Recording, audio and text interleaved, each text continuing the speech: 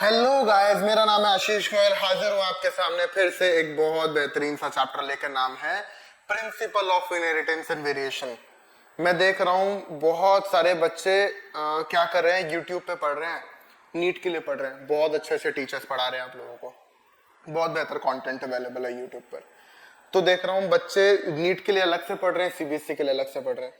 तो आज मैं आपके सामने एक सोल्यूशन के साथ आया हूँ। बेटा, आप कोई भी एग्जाम के लिए प्रिपेयर करते हो, आप किसी भी चीज के लिए प्रिपेयर करते हो, आप लोग पेपर आईसर हो, national standard examination of biology हो, पेपर किसी भी चीज का हो सकता है, if it is related to biology. Paper का पैटर्न क्या होता है? सब्जेक्टिव होता है, ऑब्जेक्टिव होता है, match the following, assertion, reason, comprehension, true false, whatever it is, कुछ भी होगा। आप लोग पेपर का पैटर्न के बेसिस पर आप चीजें नहीं करोगे कि सीबीएसई है तो हमें लिखना नहीं आ रहा है। हमने तो सिर्फ सवाल की प्रैक्टिस की थी। फिजिक्स में तो जनरली ऐसा ही होता है। तो मैं ये बोल रहा हूं कि आज हम लोग जब भी पूरा चैप्टर बायो का पढ़ेंगे तो कुछ इस क्लैरिटी के साथ पढ़ेंगे, इतनी शानदार चीजें पढ़ेंगे कि चाहे पेपर कोई भी हो, किसी भी चीज का पेपर हो, आप सॉल्व कर पाएंगे। पहली बात। दूसरी बात, कम समय लूंगा और बहुत बेहतर कंटेंट दूंगा। ऐसा नहीं है कि मैं आपको 18-20 घंटे हम जेनेटिक्स से पढ़ा रहे हैं, तो ऐसा नहीं होगा। जनरली बहुत कम समय में आपको बहुत बेहतर कंटेंट मिल जाएगा, ये मैं श्योर करूंगा। एक बात बोलूंगा लास्ट में, आप लोग का जो चैप्टर है, जब ये चैप्टर कंप्लीट होगा तो आई मेक श्योर दिस कि आप सारे के सारे सवाल बना पाओगे पिछले सालों में जो भी आए हैं, वेदर इट इज सीबीएसई, आपका बोर्ड से एग्जाम हो गए या फिर आपका नीट हो गया बेटा। तो जितने भी एग्जाम्स आए हुए हैं सारे सवाल बना पाओगे आप लोग यार। चलिए स्टार्ट करते हैं एक बहुत ही खूबसूरत सी चैप्टर को, principle of inheritance and variation. इस चैप्टर के अंदर बच्चों, इस चैप्टर के अंदर हमें क्या क्या चीजें पढ़नी है देखते हैं। चले, जेनेटिक्स, इस चैप्टर को हम जेनेटिक्स बोलते हैं। बायोलॉजी की एक ब्रांच है। बायो बहुत बड़ा सब्जेक्ट हो चुका है, उसके अंदर जेनेटिक्स एक ब्रांच है जो कि आज काफी बड़ी ब्रांच हो चुकी है। लगभग इस ब्रांच ने 1900 के अराउंड जन्म लिया बेटा, है ना, और ये आज काफी ज्यादा बड़ी हो चुकी है। कि अच्छा, ये जेनेटिक्स टर्म देने वाले कौन थे? ये जेनेटिक्स टर्म देने वाले थे बेटा विलियम बेटसन। विलियम बेटसन ने ये टर्म दिया बेटा, है ना, विलियम बेटसन ने टर्म दिया। विलियम बेटसन साहब थे, उन्होंने ये टर्म दिया। इन्होंने और भी बहुत सारे टर्म दिए हैं, है ना, हम आगे जानेंगे उनको। अभी आप जानिए कि जेनेटिक्स होता क्या है। जेनेटिक्स होता क्या है बेटा? जेनेटिक्स का मतलब होता है heredity plus variations. Heredity plus variations. अब ये हेरिडिटी क्या चीज है बेटा जी? आप लोग, आप बच्चे अपने पेरेंट्स की तरह दिखते हो। एनसीईआरटी लिखती है कि एलिफेंट का बच्चा, बेबी एलिफेंट, एलिफेंट जैसा ही तो होगा। अगर मैंगो है, मैंगो के ट्री से जो सीड बना है मैंगो का, उससे, उस सीड से मैंगो ट्री तो होगा। यानी कि उस सीड के अंदर वो सारी इंफॉर्मेशन है कि वो एक मैंगो ट्री बना दे बेटा। तो ये कैरेक्टर उस सीड के थ्रू दूसरे कैरेक्टर में चले गए। मतलब ये एक आम का पेड़, ये एक आम का पेड़, इससे छोटा आम का पेड़ बना, और ये जो छोटा आम का पेड़ बनेगा, ये कौन लेकर जाएगा? इसको लेकर जाएगा सीड। भाई ये प्लांट क्या करेगा? सेक्सुअल रिप्रोडक्शन करेगा बच्चों, सीड प्रोड्यूस करेगा, और उस सीड को जैसे जर्मिनेट करेगा एक छोटू प्लांट बनेगा। तो ये मैंगो है, ये छोटू बेबी मैंगो प्लांट है। यानी कि this seed is carrying what? This seed is carrying बेटा, यही सीड कैरी कर रहा है कैरेक्टर को, और ये सीड कैरी कर रहा है कैरेक्टर को। कौन से कैरेक्टर? मैंगो को बनाने वाले सारे तमाम कैरेक्टर ये कैरी कर रहे हैं। और इस जनरेशन से, पेरेंटल जनरेशन से, इसके बच्चे यानी कि ऑफ स्प्रिंग के अंदर लेकर जा रहा है इन कैरेक्टर्स को, ये सारी इंफॉर्मेशन को, कि ये मैंगो था, मैंगो को बनाने के लिए जितनी तमाम इंफॉर्मेशन चाहिए थी वो इस सारे छोटू से सीड के अंदर पैक होके जा रही है। बात समझ में आया? तो इस कैरेक्टर के ट्रांसमिशन को हम हेरिडिटी बोलते हैं। Transmission of character, transmission of character. जैसे यहां पर सीड लेकर जा रहा है बेटा, है ना, सीड वो कैरेक्टर को लेकर जा रहा है, सीड के अंदर कुछ तो होगा जो कैरेक्टर को ट्रांसमिट कर रहा है। उसकी बातें भी हम आगे करने वाले हैं। अब बात करते हैं वेरिएशन। बेटा हम जब सेक्सुअल रिप्रोडक्शन की बात करते हैं तो आप लोग जानते हो कि आप लोग अपने पेरेंट की तरह दिखते हो, आप लोग एग्जैक्टली अपने पेरेंट की तरह नहीं दिखते, कुछ तो बदलाव है, कुछ एक डिग्री ऑफ वेरिएशन है। आप ट्विंस की बात करो, काफी हद तक सेम दिखेंगे अगर वो मोनोजाइगोटिक ट्विंस है तो, है ना, यानी कि एक ही जाइगोट से बने हैं। तो डाइजाइगोटिक ट्विंस होंगे, थोड़े से कम सिमिलैरिटी होगी, लेकिन है तो ह्यूमन ही, मैक्सिमम तो सारी चीजें सेम है, लेकिन थोड़े थोड़े थोड़े थोड़े चेंजेस है। हमारी शक्ल उनसे ज्यादा नहीं मिलती होगी, हो सकता है आई कलर डिफरेंट आ जाए, हो सकता है हेयर कलर डिफरेंट आ जाए, कोई थोड़े थोड़े वेरिएशन, थोड़े थोड़े बदलाव हो सकते हैं बेटा। उन्हीं बदलाव को, वो ही बदलाव बहुत जरूरी है, बहुत जरूरी बदलाव है, यही तो है, यही बदलाव है, यही वेरिएशन है बच्चों जो कि इवोल्यूशन करते हैं, यही चेंजेस है। सर क्या जरूरी है चेंजेस? जरूरी इसलिए है बेटा, आज अगर ये चेंज नहीं होंगे तो कल को कुछ नया नहीं बनेगा। सर नया बनाना क्यों जरूरी है? नया बनाना इसलिए जरूरी है क्योंकि आज की जो कंडीशन है, कल ये इन्वायरमेंटल कंडीशन हमेशा बदलती रहेंगी। जैसे आज मैं दिल्ली में रहता हूँ, बहुत पॉल्यूटेड एरिया है यार, हम दिल्लीइट्स को प्रॉब्लम नहीं होती, तो मेरी दीदी ऑस्ट्रेलिया में रहती है, वो जब भी यहाँ पर आती है उनको प्रॉब्लम क्रिएट हो जाती है। क्यों? वहां पे पोल्यूशन कम है, यहाँ पे पोल्यूशन ज्यादा है बच्चों। तो प्रॉब्लम क्यों हुई?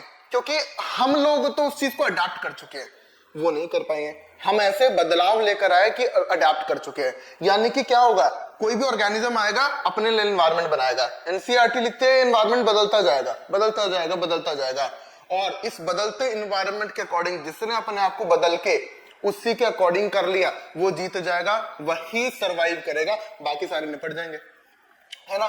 तो यानी कि वो वेरिएशंस तो बहुत जरूरी है, क्योंकि बदलते एनवायरनमेंट के साथ अपने आप को बदल के एनवायरनमेंट को साथ सिंक करना, एनवायरनमेंट के साथ अपने आप को चेंज करना, अपने अपने अगर एनवायरनमेंट मेरे अनुकूल हो जाता है, मेरे अगेंस्ट हो जाता है, तो मैं उस एनवायरनमेंट के अकॉर्डिंग अपने आप को ढाल लूंगा, यानी कि अपने अंदर बदलाव लाऊंगा उस एनवायरनमेंट के अकॉर्डिंग। वही बदलाव क्या है? वेरिएशंस है।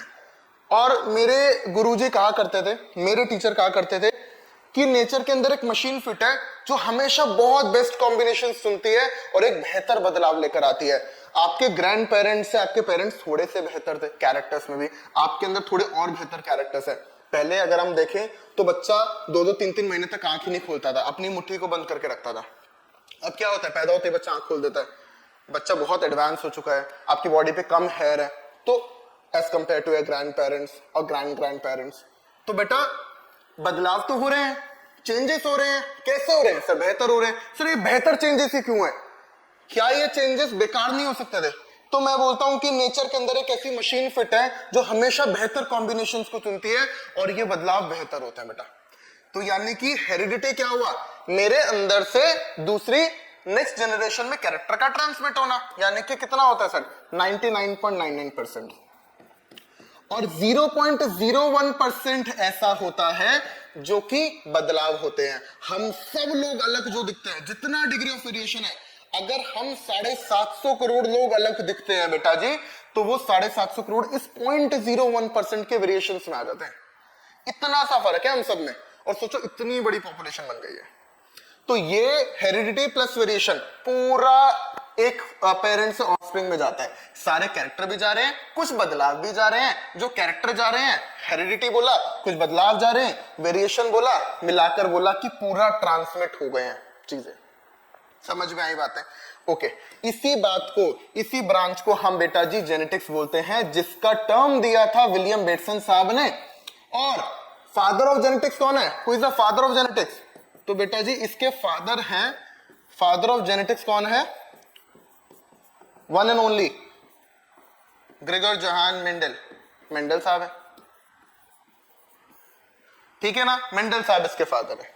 अगर मैं मॉडर्न जेनेटिक्स की बात करूं तो उसके फादर कौन है? मॉडर्न जेनेटिक्स के फादर ही हैं।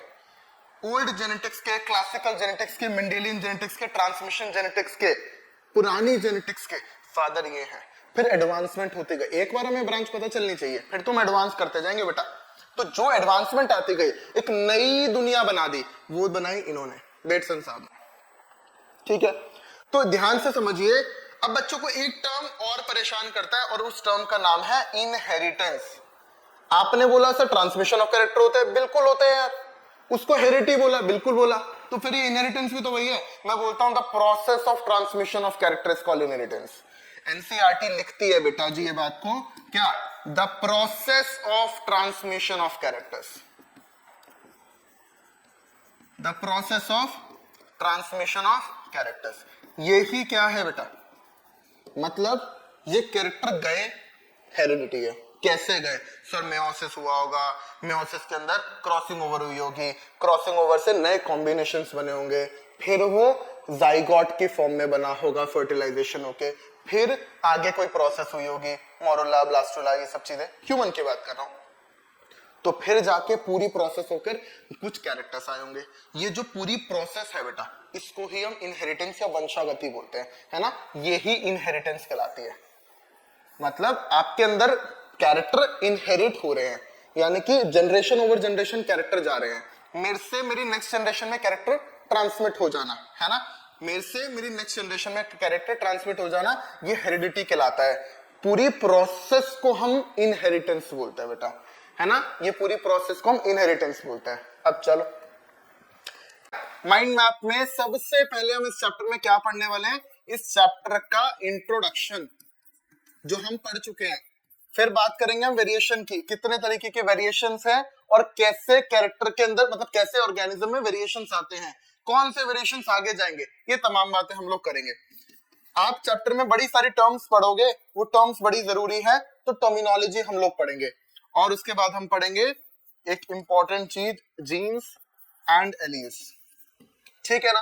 तो उसके बाद जेनेटिक्स, यानी कि कैरेक्टर कैसे ट्रांसमिट करते हैं, इस पूरी प्रोसेस को क्या बोला सर? इनहेरिटेंस बोला इस प्रोसेस को, तो क्या बोला? इनहेरिटेंस बोला। इस इनहेरिटेंस को किसने बताया? सर मेंडल साहब ने बताया। अच्छा, मेंडल से पहले भी कोई आया था क्या? मेंडल के पहले कुछ साइंटिस्ट आए, मैंने बोला क्या? Pre Mendelian genetics.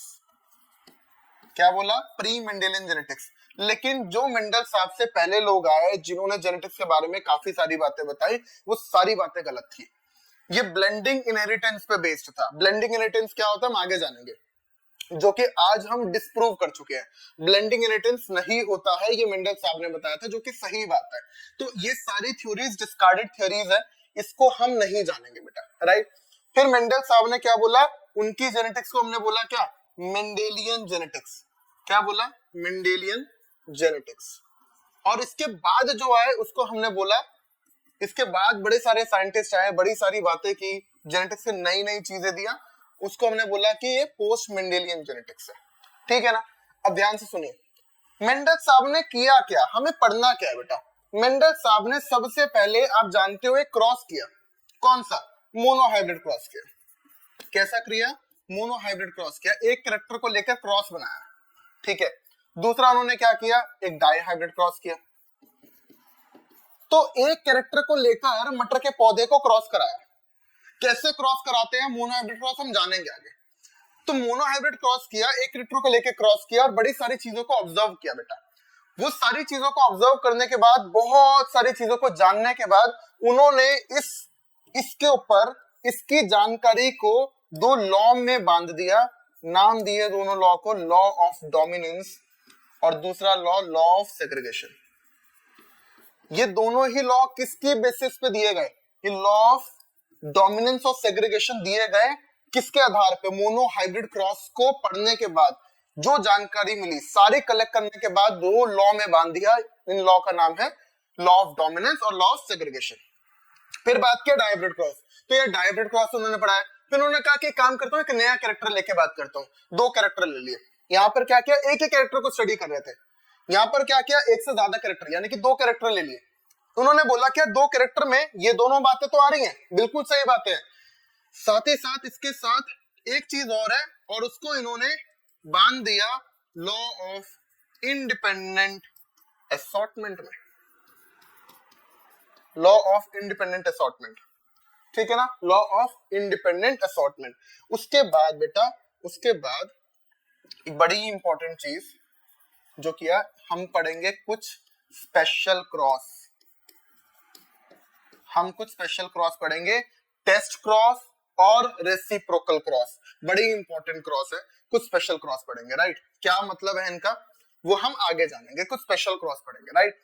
फिर मेंडल साहब के जाने के बाद किसने क्या काम किया उसको हम जानते हैं, उसको हमने बोला पोस्ट मेंडेलियन जेनेटिक्स।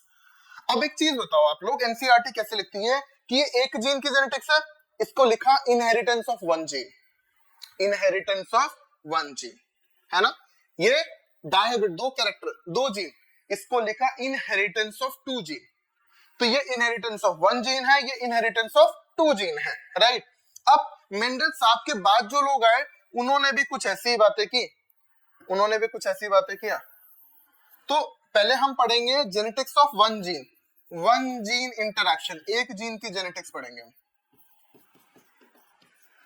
फिर हम पढ़ेंगे टू जीन इंटरैक्शन, दो जीन की जेनेटिक्स पढ़ेंगे यार।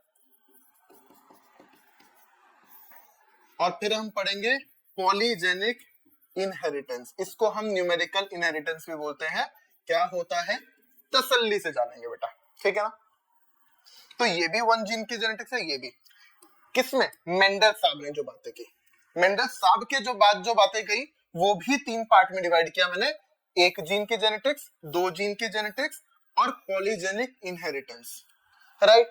तो एक जीन की जेनेटिक्स में हम चार चीजों को पढ़ने वाले हैं बेटा। सबसे पहले इनकम्प्लीट डोमिनेंस, सब एनसीईआरटी में दे रखा है बच्चों, इनकम्प्लीट डोमिनेंस।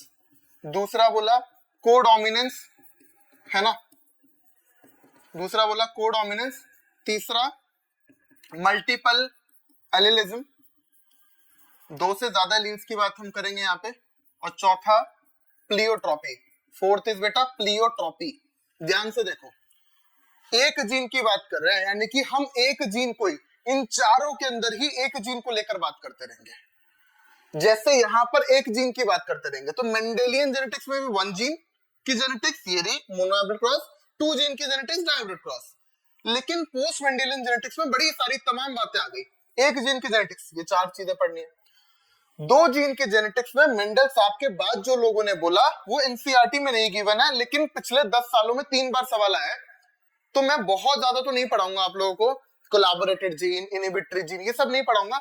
बहुत ही कम समय में मैं आपको पढ़ाऊंगा कॉम्प्लीमेंट्री जीन। ज्यादा नहीं जानेंगे, कम ही जानेंगे इनके बारे में, लेकिन थोड़ा बहुत आइडिया जरूर लेंगे। दूसरा है एपिस्टासिस, यहां से क्वेश्चन बन जाता है बेटा, ठीक है ना। और तीसरा है हमें पॉलीजेनिक इनहेरिटेंस, जो एनसीईआरटी लिखती है, और इसके अंदर दो एग्जांपल्स हमें पढ़ने हैं, इसको समझना है। ये क्या है, ये एक न्यूमेरिकल इनहेरिटेंस है, ये क्वांटिटेटिव इनहेरिटेंस है। क्या होता है, तमाम बातें आगे हम डिटेल जानेंगे, राइट। तो हमने पहला क्या पढ़ा, सबसे पहले इंट्रोडक्शन, ध्यान से देखना, introduction, variation, terminology, genes, alleles. फिर हम आगे इनहेरिटेंस पे। इनहेरिटेंस में सबसे पहले pre Mendelian genetics, Mendelian genetics और post Mendelian genetics. Pre Mendelian genetics in blending inheritance पे बेस्ड थी, कैरेक्टर ब्लेंड हो जाता है ऐसा लोगों ने बोला, जो कि बिल्कुल सरासर गलत बात थी। तो मेंडल साहब की जेनेटिक्स को बोला गया सही जेनेटिक्स, क्योंकि उसके एक्सपेरिमेंटल प्रूफ आ गए बेटा। तो मेंडल साहब ने क्या बोला, क्या मोनोहाइब्रिड क्रॉस लिया और डायहाइब्रिड क्रॉस किया। मोनोहाइब्रिड क्रॉस के बेसिस पे दो लॉ दिए, लॉ ऑफ डोमिनेंस और law of segregation.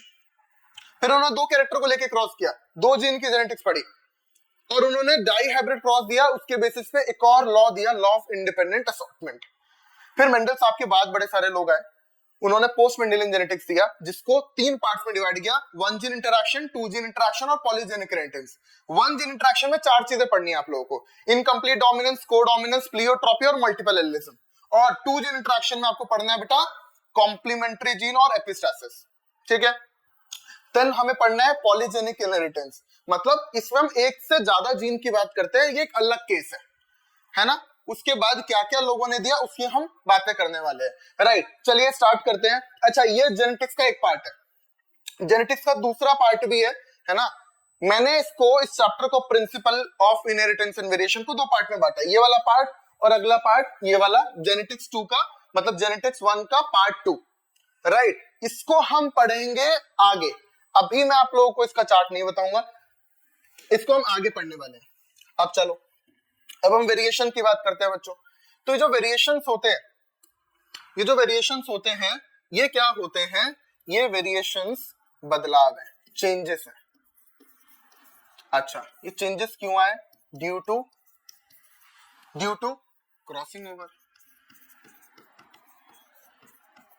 Crossing over क्या होता है बेटा, ये हम 11th क्लास के सेल साइकिल एंड डिवीजन वाले चैप्टर में डिटेल पढ़ते हैं, थोड़ा बहुत यहां पर भी बताऊंगा आप लोगों को। क्रॉसिंग ओवर कहां हुआ सर, जब मेयोसिस हुई। मेयोसिस कहां होती है, सेक्सुअल रिप्रोडक्शन में होती है, यानी कि सेक्सुअल रिप्रोडक्शन होगा तो मेयोसिस होगी, कंफर्म बात है बेटा, क्योंकि आज तक मैंने ऐसा कोई सेक्सुअल रिप्रोडक्शन नहीं देखा जिसमें मेयोसिस ना हो। कुछ बच्चे बोलेंगे कि पैरासेक्स मतलब कुछ बच्चे बोलेंगे बैक्टीरिया के अंदर सर सेक्सुअल रिप्रोडक्शन होता है, कॉन्जुगेशन, ट्रांसडक्शन, तो बेटा वो सेक्सुअल रिप्रोडक्शन नहीं होता है, वो पैरासेक्सुअल रिप्रोडक्शन है बेटा, है ना। तो सेक्सुअल रिप्रोडक्शन होगा तो मेयोसिस तो कंफर्म्ड होगा, राइट। तो ध्यान से सुनना, सेक्सुअल रिप्रोडक्शन हुआ, मेयोसिस हुआ तो क्रॉसिंग ओवर होगा तो बदलाव तो आएंगे, चेंजेस आएंगे, और इन्हीं चेंजेस को हम वेरिएशंस का नाम देते हैं, ठीक है। एक्चुअली ये जो वेरिएशंस है ना, ये दो तरीके के, ये जो वेरिएशंस है ना बेटा, ये दो तरीके के। कौन कौन से सर? पहला फर्स्ट जो है वो है सोमैटिक वेरिएशंस, और दूसरा है जर्मिनल वेरिएशन। मतलब क्या है इन दोनों का समझते हैं। सोमैटिक वेरिएशंस क्या होते हैं? सोमैटिक सेल्स में आपकी बॉडी के अंदर जितने भी सेल्स हैं सारे सोमैटिक सेल्स हैं, एक्सेप्ट मेल में स्पर्म्स, फीमेल में ओवम, उनको हम जर्म सेल्स बोल देते हैं बेटा, है ना। जो आगे प्रोजेनी बनाने में जाएंगे उनको हम जर्म सेल्स बोल देते हैं या जर्मिनल सेल्स बोल देते हैं, और उन्हीं की वजह से जो वेरिएशन आते हैं उनको हम जर्मिनल वेरिएशन बोलते हैं, ठीक है ना। तो ये क्या है जर्मिनल वेरिएशन? आपके अगर जीन्स में वेरिएशन है तो स्पर्म में भी वेरिएशन होंगे और ओवम में भी वेरिएशन होंगे। क्या ये वेरिएशन आगे जाएंगे? 100% आगे जाएंगे। तो ये जो वेरिएशन होते हैं वो इनहेरिटेबल होते हैं बेटा, इनहेरिटेबल होते हैं।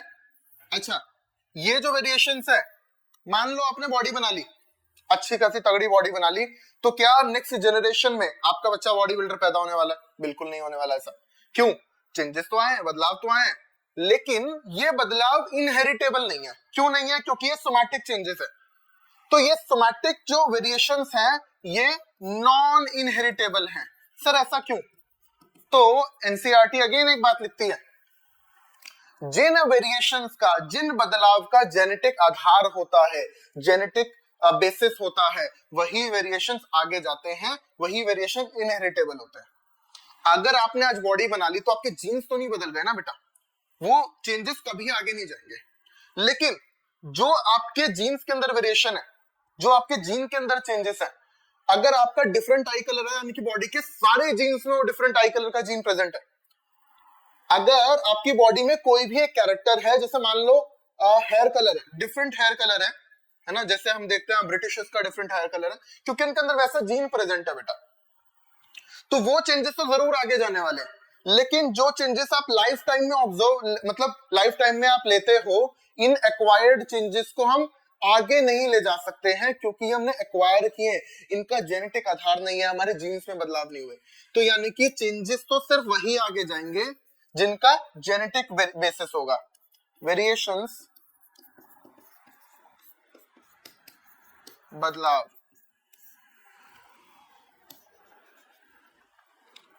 वही नेक्स्ट जनरेशन में जाएंगे,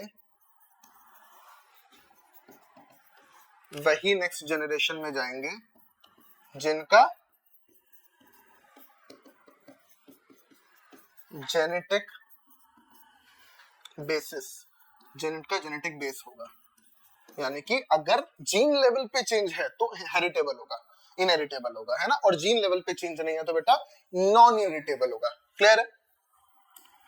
चलो अब मैं बात करता हूं, आपने बोला सर की ना मतलब हेरिटी होता है ट्रांसमिशन ऑफ कैरेक्टर।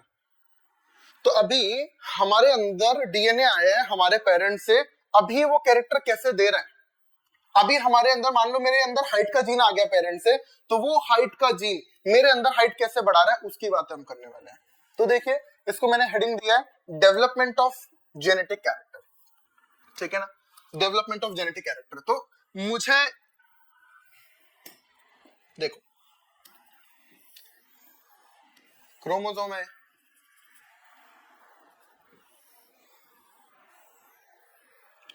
बेटा जी मान लो ये क्रोमोसोम नंबर 1 है, ये क्रोमोसोम नंबर 1 है, पहला क्रोमोसोम है। ये जो पहला, आपकी बॉडी में कितने क्रोमोसोम्स है सर? 23 पेयर ऑफ क्रोमोसोम्स है। किसमें? हमारी बॉडी के एक सेल में 23 पेयर ऑफ क्रोमोसोम है, मैंने पहला पेयर ले लिया, ठीक है ना, क्रोमोसोम नंबर 1। अब क्रोमोसोम नंबर 1 किसका बना है? क्रोमोसोम से, डीएनए का बना है। डीएनए का वो सेगमेंट, ध्यान से देखना, जो काम करता है वही जीन कहलाता है। अब देखो ये सेगमेंट मान लो हाइट के लिए रिस्पॉन्सिबल है, ये जीन हाइट के लिए रिस्पॉन्सिबल है। तो किसी भी कैरेक्टर को आने के लिए सबसे पहले क्या होना चाहिए, जीन्स मस्ट बी प्रेजेंट, तो जीन होना चाहिए तभी तो काम करेगा, ठीक है ना। अब मान लो ये जीन अगर प्रेजेंट है ना, अगर ये जीन प्रेजेंट है तो जीन का काम क्या है, जीन का काम क्या है बेटा, जीन आपकी बॉडी में प्रोसेस करता है और बनाता है एमआरएनए, और इससे प्रोसेस करके बनाता है प्रोटीन। यानी कि अभी आपके अंदर जितना भी डीएनए है एक सेल के अंदर, वो सारा का सारा डीएनए 100% डीएनए मान लो उसको, उसमें से 98% डीएनए किसी काम का नहीं है, सिर्फ लेस देन 2% डीएनए ही काम का है। यानी कि जो एक्सप्रेस हो रहा है, यानी कि जो काम कर रहा है, काम क्या कर रहा है, वो पार्ट 2% डीएनए का, उसको वो बहुत सारी सेगमेंट में है, उसको हर सेगमेंट को बोला जीन हमने। बात समझ में है। जो 2% बचा वो बहुत सारे टुकड़ों में, उन टुकड़ों को बोला वो टुकड़े काम करने वाले हैं, उन्हीं टुकड़ों को बोला हमने जीन्स। ये जीन डीएनए धागा है, उस धागे के वो टुकड़े हैं जो आगे काम करने वाले हैं। काम क्या करेंगे, ये एमआरएनए बनाएंगे। क्या होता है आगे जानेंगे भाई सारी चीजें। तो ये ट्रांसक्रिप्शन नाम की एक प्रोसेस करेंगे और एमआरएनए बनाएंगे, और एमआरएनए से ये ट्रांसलेशन नाम की प्रोसेस करेगा जो प्रोटीन बना देगा, ठीक है ना। ये ट्रांसलेशन नाम की प्रोसेस करेगा और प्रोटीन बना देगा। अब ये जो प्रोटीन इन्होंने बनाया, तो आपकी बॉडी में सारी चीजें तो प्रोटीन ही कर रहा है। कैसे सर, आप अगर आप बॉडी बनाओगे तो आपने देखा होगा बॉडी बिल्डर्स प्रोटीन खाते रहते हैं, क्यों, क्योंकि मसल बिल्ड करना है, तो मसल के अंदर प्रोटीन है, कौन सा, मायोसिन और एक्टिन नाम का प्रोटीन है। तो हमारी बॉडी में प्रोटीन तो चाहिए, यानी कि बॉडी के अंदर हमें प्रोटीन बहुत चाहिए स्ट्रक्चर बनाने के लिए। चाहे मसल डेवलपमेंट के लिए बात कर लो, चाहे आप आपके सेल के अंदर, सेल मेम्ब्रेन के अंदर 52% प्रोटीन है। बात समझ में आई। तो यानी कि हमें प्रोटीन तो चाहिए, स्ट्रक्चर बनाएंगे। अच्छा सर फंक्शन करने के लिए भी चाहिए क्या, बिल्कुल चाहिए। हार्मोन्स, मैक्सिमम हार्मोन आपके प्रोटीनेशियस नेचर के, एंजाइम तो लगभग सारे प्रोटीनेशियस नेचर के। तो यार ये जो प्रोटीन होगा, उस प्रोटीन से कोई ना कोई एंजाइम तो बनेगा, कोई ना कोई एंजाइम तो बनेगा, और यही एंजाइम क्या करेगा, किसी सबस्ट्रेट को यही एंजाइम कन्वर्ट कर देगा प्रोडक्ट में, किसी सबस्ट्रेट को यही एंजाइम कर देगा कन्वर्ट प्रोडक्ट में। और प्रोडक्ट क्या है, ग्रोथ हार्मोन है। मान लो ग्रोथ हार्मोन कैसे बनता है सर, एक रिएक्शन से बनता है।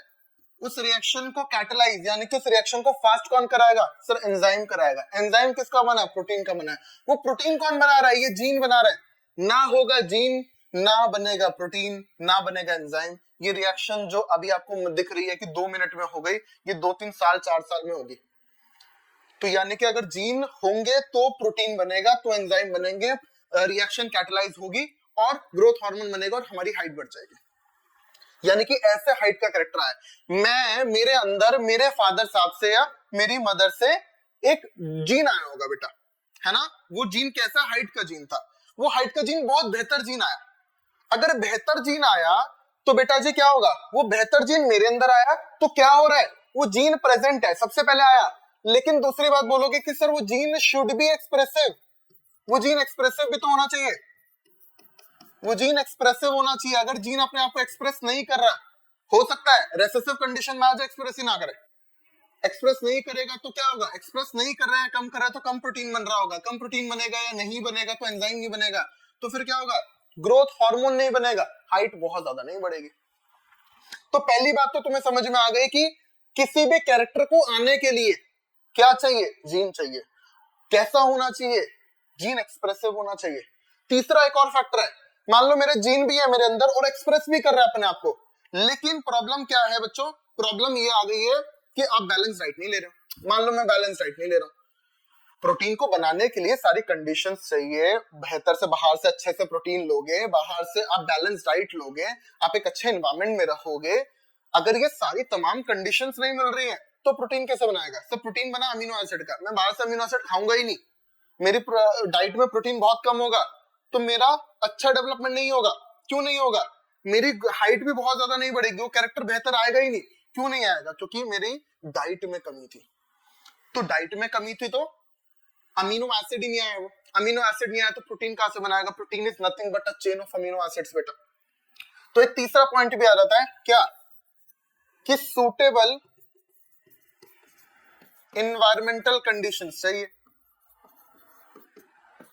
To express.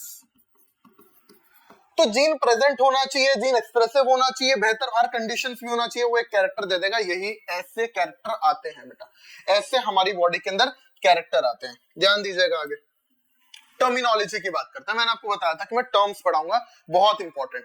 तो पहली टर्म आ जाती है बेटा कैरेक्टर। देखो कैरेक्टर, तो ये कैरेक्टर क्या है? ये कैरेक्टर किसी भी ऑर्गेनिज्म का फीचर। जैसे एग्जांपल ले लो बेटा, स्टेम हाइट यानी कि प्लांट हाइट। बच्चा कंफ्यूज हो जाता है, स्टेम हाइट प्लांट हाइट एक ही बात है ना। स्टेम ही तो बढ़ रही है, हाइट बढ़ेगी तो इसका मतलब प्लांट की स्टेम ही तो बढ़ेगी। ठीक है, इस पे नीट में कुछ सवाल भी आया। ठीक है, तो स्टेम हाइट एक कैरेक्टर है। दूसरा सीड कलर एक कैरेक्टर है, सीड शेप एक कैरेक्टर। कोई भी ऑर्गेनिज्म का फीचर ना, आपकी आई कलर कैरेक्टर है, हेयर कलर कैरेक्टर है। तो दूसरा टर्म आता है, ध्यान दीजिएगा, ट्रेट। ये ट्रेट क्या है? ये ट्रेट क्या है? Variable form of characters. Character की ही वेरिएबल फॉर्म है। कैसे? देखिए, ये हाइट है, अब ये टॉल होगा या डॉर्फ होगा, वो उसके ट्रेट्स है। ये सीड कलर येलो होगा या ग्रीन होगा, बेटा जी ये इसके ट्रेट है। आपकी आई कलर ब्लू होगा, ब्राउन होगा, ब्लैक होगा, वो ट्रेट है, आई कलर कैरेक्टर है। तो कैरेक्टर क्या होता है? कोई भी फीचर ऑर्गेनिज्म का, है ना, और ट्रेट उसी के वेरिएबल फॉर्म्स है कैरेक्टर की। क्लियर है? आई होप बात समझ में आई होगी। फिर हम बात करते हैं जीन की। जीन क्या होता है? मैंने लिखा है क्या, एनसीईआरटी लिखती है बात है। जीन वो सेगमेंट है डीएनए का जो कैरेक्टर देता है। अभी मैंने आपको बताया भी, ये क्रोमोसोम है। ठीक है, ये क्रोमोसोम है। क्रोमोसोम को जब मैंने खोला ना, तो मुझे क्या मिला? मुझे मिला ये ऐसा सेगमेंट। इस सेगमेंट को मैंने क्या किया, हमारा ये सेगमेंट 2.2 मीटर लंबा है। यानी कि ये डीएनए, एक सेल का अगर मैं डीएनए निकालूं तो लगभग 2.2 मीटर लंबा है। अगर आपकी बॉडी के सारे सेल का डीएनए निकाल दूं तो अर्थ को ऐसे 3 बार लपेट देगा। इतना ज्यादा डीएनए हमारी बॉडी में। एक सेल के अंदर बात करूं तो 2.2 मीटर लंबा डीएनए, आपकी हाइट से भी ज्यादा बड़ा डीएनए है। इतना सारा लंबा डीएनए छोटू सी सेल के अंदर, जिसको आप नेकेड आई से देख भी नहीं पाते हो, कैसे प्रेजेंट है? सर सुपर कॉइल्ड फॉर्म में प्रेजेंट होगा। इतना बड़ा डीएनए इस छोटू से सेल के अंदर बहुत कॉइलिंग करके आएगा।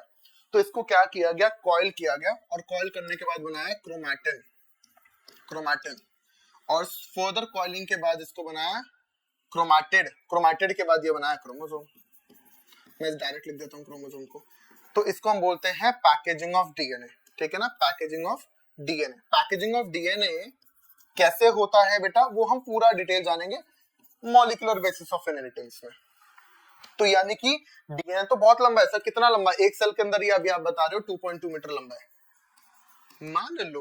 मान लो बेटा जी कि डीएनए की इतनी सेगमेंट काम की है, इतनी सेगमेंट काम की है, तो मैंने इतनी सेगमेंट को क्या बोला? ये सेगमेंट क्या करती है सर? काम करती है। क्या काम करती है? क्या काम करती है सर? प्रोटीन बनाती है, ट्रांसक्रिप्शन ट्रांसलेशन करती है और प्रोटीन बनाती है, और प्रोटीन ही कैरेक्टर देता है। तो वो सेगमेंट डीएनए की जो काम करती है, वही तो जीन है मेरे बच्चे, वही तो जीन है। बात समझ में है? यही कैरेक्टर देगी। तो segment of DNA responsible for appearance of character. तो ये जीन बना, अब ये जीन बना, और ये जीन ही आगे क्या दे रहा है? कैरेक्टर दे रहा है।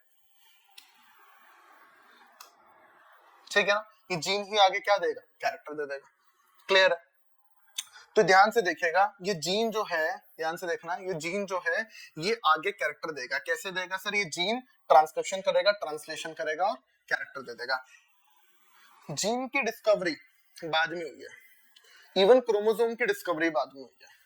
क्रोमोसोम डिस्कवर हुआ लगभग 1980 के बाद, 1886 के अराउंड इसकी डिस्कवरी हुई। और मेंडल साहब तो 1884 में चल बसे थे। मेंडल ने जो काम किया था वो 1856 से 63 किया था, लगभग उनके मरने के 20 से 25 साल बाद क्रोमोसोम डिस्कवर हुआ। तो जीन के बारे में तो उस टाइम तक पता ही नहीं था, तो उन्होंने फिर भी प्रिडिक्ट कर दिया था कि कुछ ऐसी चीज है, कोई तो फैक्टर है जो कि इस जनरेशन से उस जनरेशन में कैरेक्टर को लेकर जाता है। आज हम जानते हैं वही कैरेक्टर को लेकर जाने वाला जीन है, पढ़ चुके हैं। उन्होंने बोला कोई तो फैक्टर है, तो उन्होंने फैक्टर नाम दे दिया। फैक्टर क्या है, कैसे है, उसका वजूद नहीं बता पाए बेटा। वो उनका एक ऐसा पॉइंट था जो नहीं एक्सप्लेन कर पाए वो। लेकिन जब बाद में पता चला जीन, तो हमें लगा यार मेंडल जिन फैक्टर को बात कर रहे थे ना, वो एक्चुअली जीन्स है।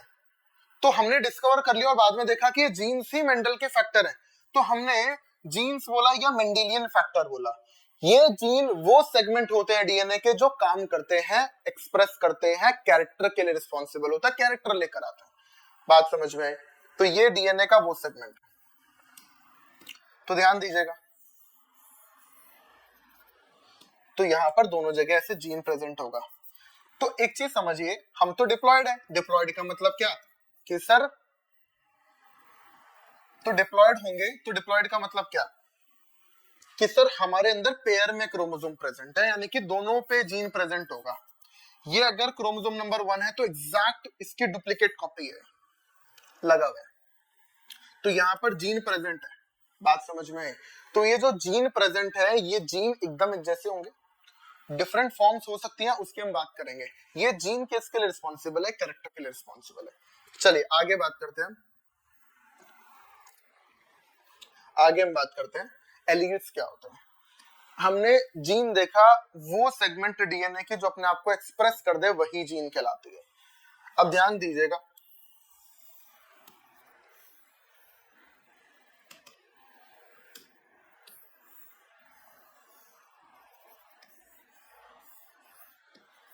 ध्यान दीजिए। ये आपका क्रोमोसोम है, मान लो क्रोमोसोम नंबर 1 है, 2 भी हो सकता था, 3 भी हो सकता था, कोई भी हो सकता था। क्रोमोसोम नंबर 1 मान लिया मैंने। अब ये जो क्रोमोसोम नंबर 1 है, क्या होगा सर? सेल डिवीजन होगी। कौन सी? मेयोसिस होगी। सेक्सुअल रिप्रोडक्शन में तो मेयोसिस होती है। तो क्या होता है सेल डिवीजन में? सर G1 फेज आता है, एस फेज आता है, G2 फेज आता है, फिर माइटोटिक फेज आता है जिसको हम पीमैट बोलते हैं, प्रोफेज, मेटाफेज, एनाफेज, टीलोफेज, है ना। तो G1 फेज में सेल अपने आप को प्रिपेयर कर रही होती है। एस फेज वो फेज होता है जहां पे डीएनए डुप्लीकेशन होता है, डीएनए डबल हो गया, यानी कि जो पहला क्रोमोसोम था उसकी डुप्लीकेट कॉपी बन गई है, डी। बात समझ में? तो यानी कि अब ध्यान दीजिएगा, ये इसके डुप्लीकेट कॉपी है, यानी कि यहां पर जो जीन प्रेजेंट होंगे वहां पर भी वही जीन प्रेजेंट होंगे, एग्जैक्ट। तो ध्यान दो बच्चों कि ये जो जीन प्रेजेंट है एग्जैक्ट सेम, तो ये जीन मान लो कैपिटल टी है, तो हो सकता है ये भी कैपिटल टी हो। किसके लिए रिस्पॉन्सिबल है? कैरेक्टर के लिए। कौन सा कैरेक्टर? सर प्लांट हाइट ले लो। प्लांट हाइट एक कैरेक्टर है, उसके लिए रिस्पॉन्सिबल है जीन्स। अब ये जो जीन्स है नेचर के अंदर, ये जीन्स हमेशा से, अच्छा क्रोमोसोम नंबर 1 और ये इसकी डुप्लीकेट कॉपी कब बनी है? At the time of meiosis, जब वो एस फेज में चली गई। तो ऐसे क्रोमोसोम्स को, इन दोनों क्रोमोसोम्स को हम बोलते हैं होमोलोगस, होमोलोगस क्रोमोसोम्स, ठीक है। अच्छा, ये एक क्रोमोसोम के अंदर कितनी क्रोमैटिड्स हैं, मतलब कितनी डंडियां हैं? 2 है ना, इनको क्रोमैटिड्स बोलते हैं। तो इनको बोला गया क्या? Sister chromatids. तो ये दोनों भी क्या है? सिस्टर क्रोमैटिड्स है। तो यानी कि एक क्रोमोसोम के अंदर जो भी क्रोमैटिड है वो सिस्टर क्रोमैटिड्स कहलाती है। लेकिन मैं अगर इसकी और इसकी बात करूं तो ये दोनों बहनें हैं क्या? नहीं, बिल्कुल नहीं है। ये दोनों बहनें, यस। ये दोनों बहनें, यस। ये दोनों बहनें, नहीं। तो ये क्या हुई? Non sister chromatids of homologous chromosomes. बात समझ में आई? ये non sister chromatid of homologous chromosomes है। क्लियर? होमोलोगस क्रोमोसोम कौन सा? एक, और उसकी जो डुप्लीकेट कॉपी ड्यूरिंग मेयोसिस बना है, ठीक है। अब ध्यान दीजिएगा, इसके अंदर एक दिन क्या हुआ, कैपिटल टी था इसके अंदर, ये जीन था, ये जीन था कैपिटल टी। कैसा था सर? बढ़िया था, एक्सप्रेसिव था, बढ़िया काम करता था, बहुत अच्छा काम करता था। लेकिन एक दिन इसके अंदर क्या हुआ? म्यूटेशन हो गया। तो और ये जो एक्सप्रेसिव जीन था ना, ये हमेशा से प्रेजेंट था वाइल्ड, हमेशा यही जीन था बस। आज से करोड़ों साल पहले की बात करो तो यही जीन था अपने आप को जो एक्सप्रेस करे, क्योंकि जो एक्सप्रेस नहीं करता उसको तो हम जीन बोलते ही नहीं है ना। तो यही जीन प्रेजेंट था जो अपने आप को एक्सप्रेस करता था, कैरेक्टर देता था, सारे प्लांट लंबे होते थे, सारे प्लांट टॉल हुआ करते थे। लेकिन एक दिन क्या हुआ, म्यूटेशन हुआ, और म्यूटेशन होने के बाद इसने काम करना कर दिया बंद, इसलिए ये काम नहीं कर रहा है। अब ये काम नहीं कर रहा है, नो काम। अब जब इसने काम करना बंद कर दिया तो हमने बोला कि ये तो स्मॉल टी हो गया बेटा, हमने इसको नाम दे दिया स्मॉल टी, ये काम नहीं करता, कैपिटल टी जो काम करता है। अब हमने बोला कि ये काम नहीं करता है, अच्छा ये तो नॉन एक्सप्रेसिव है क्योंकि इसके अंदर म्यूटेशन हो गया, ठीक है ना, कुछ ऐसे बदलाव हो गए, चेंजेस आ गए। अब हमने बोला कि ये कैसा है, ये कैसा जीन है, ये तो म्यूटेंट जीन है। ध्यान दीजिएगा, तो जो काम करता था उसको बोला गया डोमिनेंट, जो काम नहीं करता था उसको बोला गया रिसेसिव। तो बोला यार जीन्स जो थे उसकी दो फॉर्म्स हो गई है, दो फॉर्म्स प्रेजेंट हो गई है जीन्स की, एक तो जो काम करती है और एक जो काम नहीं करती है। जो काम करती थी, है ना, हमने बोला कि ये तो वेरिएबल फॉर्म्स ऑफ जीन आ गए हैं, और इस जीन के दो टाइप को नाम दे दिया कि एलील है। क्या है ये, एलील है। एलील क्या है, एलील क्या है बेटा, कुछ नहीं है, एलील है alternate forms of gene, gene की ही ऑल्टरनेट फॉर्म है, जीन की ही डिफरेंट फॉर्म है। जीन हमेशा से ही एक था, म्यूटेशन होके उसका दूसरा कुछ बन गया, तो डिफरेंट फॉर्म्स को बोला हमने, मैंने लिखा alleles arise due to mutation, ये एनसीईआरटी की लाइन है बेटा। तो यानी कि एक जीन हमेशा से काम करता था और दूसरा जीन आ गया, दूसरा उसका फॉर्म आ गया। तो एक जीन था पहले, उसको अब डिफरेंट डिफरेंट फॉर्म्स आ गई, तो मैंने बोला कि ये क्या है बेटा, ये एलील है ना। तो ये तो हमेशा से टॉलनेस के लिए रिस्पॉन्सिबल था। तो जब पहले सिर्फ जीन हुआ करता था बेटा, सिर्फ जीन हुआ करता था, तो वो कैरेक्टर देता था क्या, हाइट, और ट्रेट क्या देता था, सिर्फ एक टॉल। लेकिन जैसे ही एलील आया तो इस कैरेक्टर के लिए डिफरेंट डिफरेंट ट्रेट्स देने लगा, यानी कि सिर्फ टॉल थे पहले, अब डॉर्फ भी आ गए, मॉडरेट हाइट के भी आए होंगे, कुछ और म्यूटेशन हुआ होगा, मान लो कुछ और म्यूटेशन हुआ, टी डैश बन गया। ये टी डैश हो सकता है क्या दे, ये दे दे मॉडरेट हाइट, मतलब मान लो डॉर्फ वाला जो है बेटा, डॉर्फ वाला जो जीन है वो स्मॉल टी है, क्यों, ये काम नहीं करता है, क्यों, म्यूटेशन हो गया, तो ये काम नहीं करता है, तो ये 5 सेंटीमीटर हाइट बढ़ा रहा है, ठीक है। टॉल बढ़िया काम कर रहा है, तो इसने क्या बोला कि ये 10 सेंटीमीटर बढ़ा रहा है।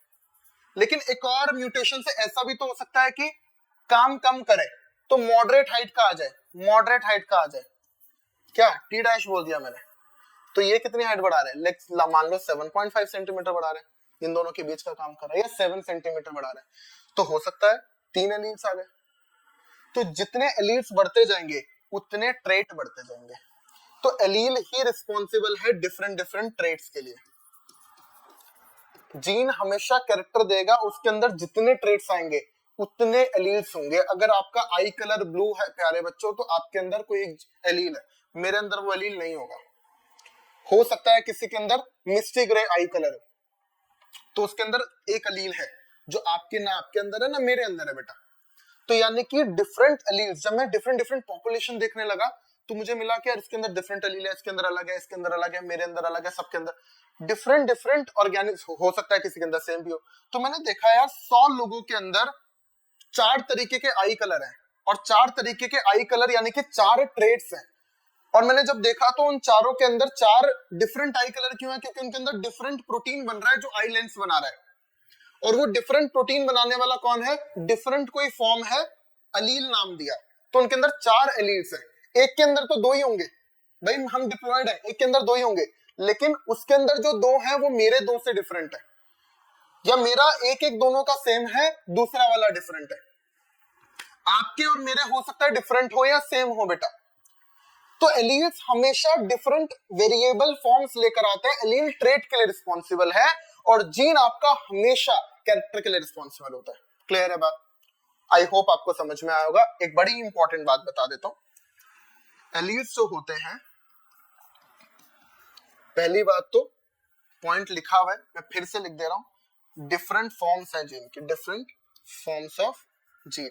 जब आप नोट्स बनाएंगे ना बच्चों, तो आप ध्यान रखेंगे कि एलील आप पूरा डिफरेंट पूरा वगैरह सारी चीजें पूरा लिखेंगे बेटा।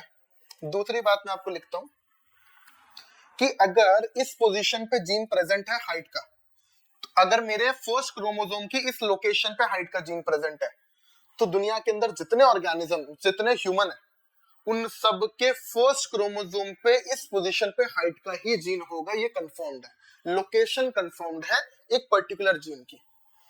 तो एलील तो सेम लोकस पे होने चाहिए, ये लोकेशन है। मान लो ये दूसरा जीन है, कैपिटल ए स्मॉल ए। तो यार एक चीज समझो, ये वाले जो एलील्स हैं, ये वाले जो एलील्स हैं, ये इस लोकेशन पे प्रेजेंट है, एक लोकस हो गया। ये डिफरेंट इस लोकेशन पे प्रेजेंट है। तो एलील्स जो होने चाहिए should be present on same locus. इसका क्या मतलब है, देखते हैं। और तीसरी बात, प्रेजेंट ऑन होमोलोगस क्रोमोसोम, उसको मैं एलील्स बोलूंगा, ठीक है ना। होमोलोगस क्रोमोसोम पे होने चाहिए, मतलब कि सर अगर यहाँ पे क्रोमोसोम नंबर 2 आ गया, इसके एग्जैक्ट उसी लोकेशन पे है, एग्जैक्ट इसी लोकेशन पे है जो इसकी है, लेकिन ये नॉन होमोलोगस क्रोमोसोम है ना। फर्स्ट और सेकंड नॉन होमोलोगस क्रोमोसोम्स कहलाते हैं। फर्स्ट और सेकंड नॉन होमोलोगस होंगे, फर्स्ट और उसकी डुप्लीकेट कॉपी होमोलोगस होंगे, सेकंड और उसकी डुप्लीकेट कॉपी होमोलोगस होंगे, फर्स्ट और सेकंड नॉन होमोलोगस होंगे। तो इसके जीन और इसके जीन एलील कभी नहीं हो सकते, क्योंकि होमोलोगस क्रोमोसोम पे प्रेजेंट होने चाहिए। काट दिया। ये वाला एलील और ये वाला एलील, ये दोनों एलील कभी नहीं होंगे, क्योंकि ये डिफरेंट लोकेशन पे है। मैंने आपको बोला कि सेम लोकस पे होने चाहिए। मतलब मैंने आपको बोला क्या सर, कैपिटल टी एंड ये मान लो स्मॉल टी है, capital T and small T R alleles, बिल्कुल यस दे आर एलील्स। अच्छा सर बताओ, capital A and small A are alleles, बिल्कुल है। क्यों है, क्योंकि सारी कंडीशंस फुलफिल कर रहे हैं। सर डिफरेंट फॉर्म्स है जीन की, सेम लोकस पे भी प्रेजेंट है और होमोलोगस क्रोमोसोम पे तो है ही। लेकिन मैं बोलूं कि कैपिटल टी, स्मॉल टी और capital A, these are allele. Capital T and small T and capital A, they are non alleles. याद रखिएगा इस बात को, दे आर नॉन एलील्स, ठीक है ना। आप इसका स्क्रीनशॉट ले लो, मैं फ्रेम से बाहर हो जाता हूं। तो ध्यान दीजिएगा, मैंने आपको बोला कि सेम डिफरेंट फॉर्म्स होने चाहिए जीन्स की, दूसरा सेम लोकस पे होने चाहिए और होमोलोगस क्रोमोसोम पे होने चाहिए। ये दोनों सेम लोकस पे ना होने की वजह से एलील नहीं कहलाएंगे। Small T small A are non alleles, capital T small A non alleles, they both are alleles, they both are alleles. I hope आपको एलील समझ में आएगा। एलील जानना बहुत जरूरी था बेटा। तो ध्यान समझिए, अब आपके पास दो टाइप के एलील्स आ गए, है ना। दो टाइप के एलील्स आ गए, एक मॉडिफाइड और एक अनमॉडिफाइड। मैंने बोला क्या, हमेशा से जो नेचर में प्रेजेंट था एलील, ये एलील था कैपिटल टी। ये कैसा था, हमेशा से नेचर में प्रेजेंट था, इसका मतलब ये वाइल्ड था। ये अनमॉडिफाइड था, इसके अंदर कोई बदलाव नहीं हुआ, ये ऐसा ही पैदा हुआ नेचर में। Unmodified allele, unmodified allele. लेकिन क्या हुआ, जैसे ही बेटा जी इसके अंदर बदलाव हुआ, तो एक फॉर्म और आ गई। हमने बोला कि ये तो काम नहीं कर रहा है, एंड ड्यू टू म्यूटेशन, ये म्यूटेशन की वजह से काम नहीं कर रहा है, तो आज ये काम नहीं कर रहा है। अच्छा, ये म्यूटेशन हुआ तो मैंने क्या बोला, ये म्यूटेंट एलील है, इसके अंदर बदलाव हो गए, मॉडिफाई कर दिया है नेचर ने, तो ये मॉडिफाइड एलील कहलाया बेटा, ठीक है। तो ये कैसा एलील, ये बेटा डोमिनेंट एलील, डोमिनेंट एलील। क्यों, क्योंकि काम कर रहा है। ये रिसेसिव एलील, क्योंकि ये काम नहीं कर रहा है। एग्जाम्पल लेके बात करता हूं। अगर कोई एलील है, ध्यान दीजिएगा, आई कलर एक एग्जाम्पल लिया, आई कलर एक कैरेक्टर है, ये कैरेक्टर है, इसके अंदर सबसे पहले सबका आई कलर ब्राउन था, मान लो बी था, ठीक है, बी था, सबसे पहले सबका आई कलर ब्राउन था। अब देखा जैसे ही इसका रिसेसिव फॉर्म आया, इसने काम करना बंद कर दिया, तो ब्राउन कलर ना आके अब क्या आ रहा है, ब्लैक कलर आ रहा है। अब इसने काम करना बंद कर दिया तो ब्लैक तो आएगा, ब्लैक के कलर है जो आ रहा है, जैसे ही काम कर रहा था वो ब्लैक ब्राउन में बदल जा रहा था। लेकिन एक दिन क्या हुआ, ये बी डैश आ गया। बी डैश को मैंने क्या बोला कि ये ब्लू कलर के लिए रिस्पॉन्सिबल है, ब्लू आई कलर के लिए रिस्पॉन्सिबल है। तो मैंने क्या बोला कि ये जो अलील है, ये अलील है, ये काम कर रहा है, बिल्कुल अच्छी बात है। ये अलील अपना काम कर रहा है, बिल्कुल अच्छी बात है। ये अलील काम ही नहीं कर रहा है, तो मैंने इसको क्या बोला, ये रिसेसिव अलील है, ये रिसेसिव अलील है। ये कैसा अलील है, ये काम कर रहा है, डोमिनेंट अलील है। और ये कैसा है, ये भी डोमिनेंट अलील है, क्योंकि काम तो ये भी कर रहा है। काम कौन नहीं कर रहा, एक्सप्रेस कौन नहीं हो रहा है, ये वाला नहीं हो रहा है। तो अगर नहीं हो रहा तो ब्लैक कलर आ ही रहा है, कुछ नहीं करेगा तो ब्लैक कलर आएगा। कोई भी डिफरेंट कलर लाने के लिए काम करना पड़ेगा। तो ये काम कर रहा तो ब्राउन आ गया, ये काम कर रहा है तो ब्लू आ गया। तो ये दोनों कैसे हुए, डोमिनेंट अलील हुए। ये वाला कैसा हुआ, रिसेसिव अलील हुआ। तो ध्यान से समझिए बात, कॉन्सेप्ट को। बी एंड बी डैश क्या हुए, डोमिनेंट अलील हुए, और स्मॉल बी क्या हुआ, रिसेसिव अलील हुआ। बात समझ में आई आप लोगों को, क्लियर है एकदम। अब ध्यान से सुनना, लेकिन एक चीज और भी है, क्या, बड़ी इंपॉर्टेंट। सिर्फ उसे क्या डोमिनेंट अलील हमेशा हमेशा वाइल्ड होगा, नहीं होगा। ये हमेशा से नेचर में प्रेजेंट था, ये तो म्यूटेशन होने की वजह से है।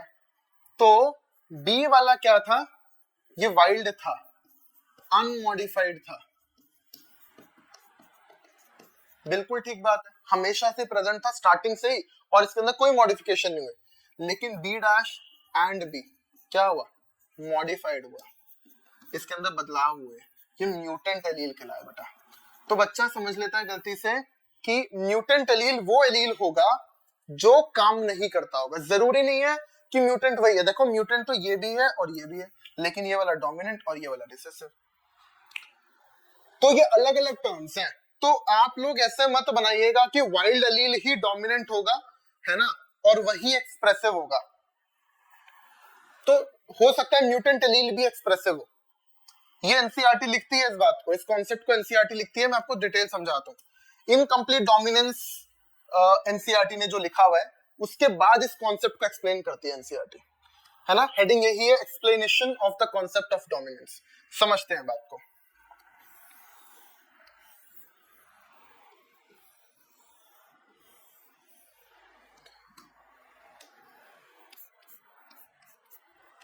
इसके अंदर मान लो ये तो क्या था, वाइल्ड था, कैसा था, अनमॉडिफाइड था।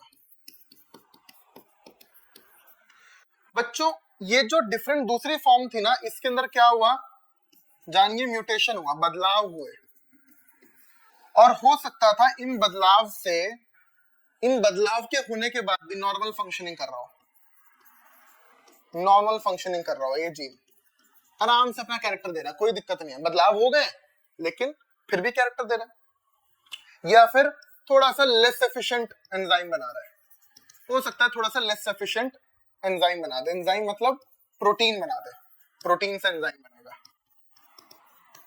लेस एफिशिएंट प्रोटीन बना दे, हो सकता है, बिल्कुल हो सकता है। दूसरा केस क्या बना मेरे बच्चों, दूसरा केस ये बना कि कोई एंजाइम ही ना बने, no enzyme at all.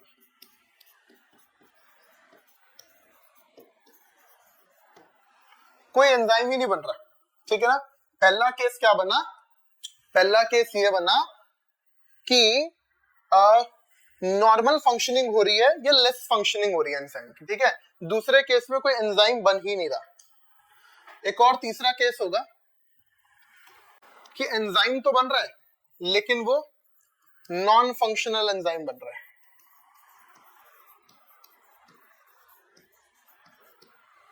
Non functional enzyme बन रहा है। तो आप ध्यान से देखिएगा कि इन दोनों के अंदर कोई एंजाइम नहीं बन रहा है, या जो बन रहा है वो किसी काम का नहीं है। तो इन दोनों के अंदर क्या हुआ, ये रिसेसिव हुआ, है ना, म्यूटेंट हुआ, काम नहीं कर रहा है, और ये मॉडिफाइड एलील हुआ।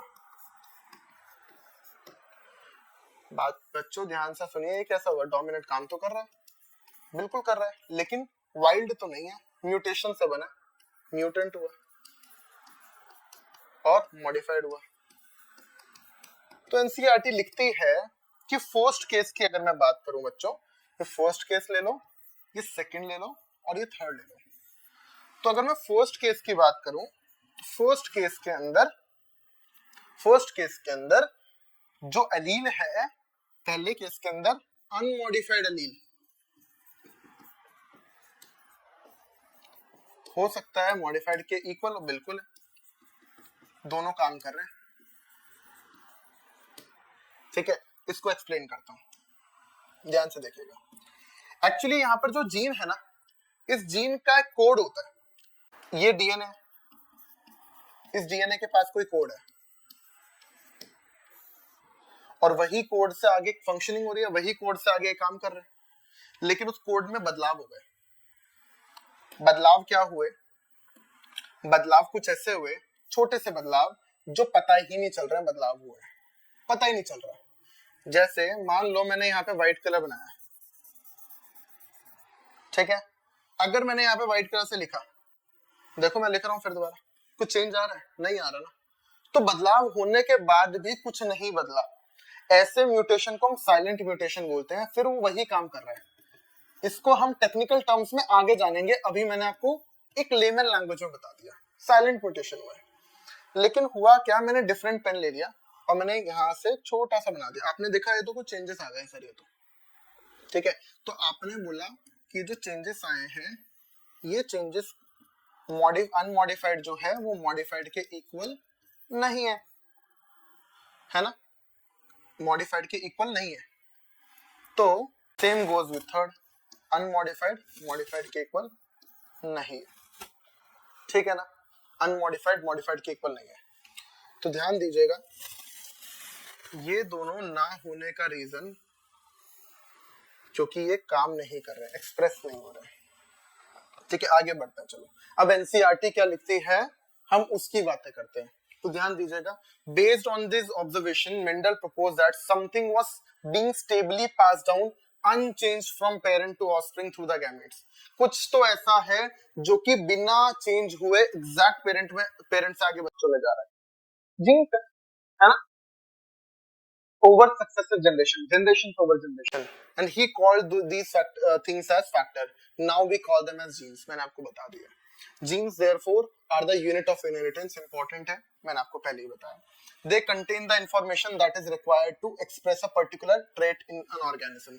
कोई भी कैरेक्टर को या ट्रेट को लाने के लिए जीन्स रिस्पॉन्सिबल होते हैं, वो इंफॉर्मेशन कैरी कर रहे होते हैं। Genes which code for a pair of contrasting trait are called alleles. Contrasting trait मतलब एक टॉल है तो डॉर्फ, कॉन्ट्रास्ट हो गया, डिफरेंट हो गए, एकदम ऑपोजिट हो गए एक दूसरे के, और जो इन ऑपोजिट चीजों को लेकर आते हैं वो एलील्स है, ठीक है ना। They are slightly different form of the same gene, एक ही जीन की अलग अलग फॉर्म्स है, राइट, एलील्स कहलाते हैं। अच्छा, अब फिर explaining the concept of dominance, NCERT की बातें हम लोग कर रहे हैं। So what exactly is dominance, why are some alleles dominant and some recessive, mutation से हुए, आपको पता चल गया। To tackle these questions, we must understand what a gene does. Every gene, as you know by now, contains the information to express a particular trait. Her gene एक particular trait को express करता है। In a diploid organism, there are 2 copies of each genes, जिनको हम alleles बोलते हैं ना। Now these 2 alleles need not always be identical. हो सकते हैं identical हो, homozygous condition मतलब दोनों कैपिटल T हो सकता है दोनों स्मॉल t हो, दोनों आइडेंटिकल है, होमोजाइगस। हो सकता है दोनों डिफरेंट आ जाए, क्योंकि हमारे अंदर तो दो होंगे डिप्लॉयड है, तो ये हेट्रोजाइगस कंडीशन। अगर आइडेंटिकल नहीं है तो क्या होगा, heterozygote. One of them may be different due to some changes that it has undergone, about which you will read further on and in the next chapter, which modifies the information that particular allele contains. ठीक है, let us take an example of a gene that contains the information for producing an enzyme. एक उस gene की information लेते हैं जो कि एक एंजाइम प्रोड्यूस कर रहा है। Now there are 2 copies of the gene, alleles बोलते हैं, है ना, the allelic forms. Let us assume as in more common that the normal gene produces the normal enzyme that is needed for the transformation of the substrate. मैंने इन्होंने बोला कि normal allele produce करता है एक नॉर्मल एंजाइम जो कि substrate का ट्रांसफॉर्मेशन कर देता है. हमने यही बात आगे पढ़ी थी,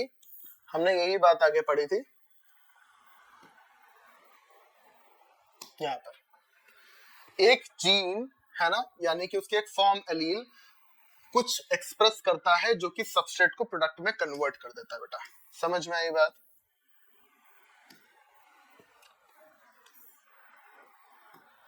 ध्यान दीजिएगा.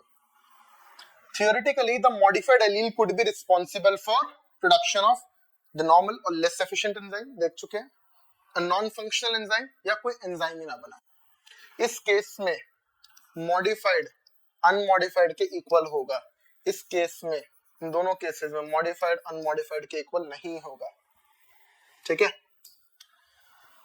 फिर लिखते हैं NCERT, in the first case the modified allele is equivalent to the unmodified allele, that is it will produce the same phenotype. मैंने आपको बता दिया है बात. That is result in the transformation of substrate, transform करेगा substrate को. बढ़िया. Such equivalent allele pair are very common. But if the allele produces a non-functional enzyme or no enzyme, the phenotype may be affected. अगर कुछ बनाएगा ही नहीं है, less functional बनाएगा, तो phenotype पे affect होगा. The phenotype or trait will be dependent on the functioning of the unmodified allele. The unmodified allele है ना, functioning allele, which represents the original phenotype is the dominant allele and the modified allele is generally the recessive. ये बोल रहा है modified allele generally recessive होता है. Modified allele हो सकता है डोमिनेंट हो, बात पढ़ चुके हैं हम ये बात, है ना. Hence, in the example above, the recessive trait is seen due to non-functional enzyme or because no enzyme is produced. बात समझ में आई? तो सिंपल सी बात कहने की है कि पहले केस में तो दोनों इक्वल है, दोनों केस में इक्वल नहीं है. तो पहले केस में इक्वल है तो इसका मतलब है कि मॉडिफाइड और अनमॉडिफाइड दोनों, मतलब जरूरी नहीं है कि जो मॉडिफाइड एलील है वो रिसेसिव ही हो सकता है वो काम कर रहा हो डोमिनेंट ही हो. यही एनसीईआरटी लिखना चाह रही है. चलो हम होमोजाइगस हेटेरोजाइगस से टर्म्स देखते हैं. तो बेटा सबसे पहले होमोजाइगस को हम प्योर या ट्रू ब्रीडिंग बोलते हैं, है ना. हेटेरोजाइगस को इम्प्योर बोलते हैं. ध्यान दीजिए. तो मैंने बोला होमोजाइगस मतलब सिमिलर एलील्स प्रेजेंट होना, सिमिलर एलील्स प्रेजेंट होना, ये होमोजाइगस कहलाता है. जैसे कैपिटल टी, हम तो डिप्लॉयड है ना, स्मॉल टी. किस में होगा? प्रेजेंट इन डिप्लॉयड ऑर्गेनिजम्स होंगे. डिप्लॉयड है तभी तो दो हैं. ये कंडीशन सिर्फ डिप्लॉयड के केस में बन सकती है. ठीक है. सेम इधर यहां पर क्या है, बट डिसिमिलर एलील्स प्रेजेंट होंगे. जैसे एक कैपिटल टी और एक स्मॉल टी. दूसरे ये प्रेजेंट इन, ये जैसे डिप्लॉयड ऑर्गेनिज्म में प्रेजेंट है, ये भी डिप्लॉयड में प्रेजेंट होंगे क्योंकि दो ही तो हैं.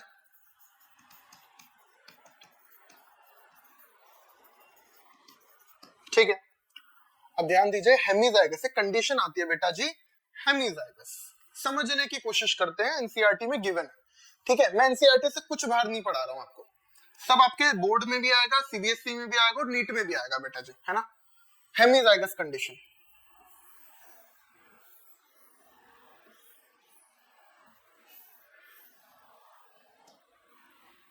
मान लो बच्चे ये एक्स वाई है, ये एक मेल प्रेजेंट है ना.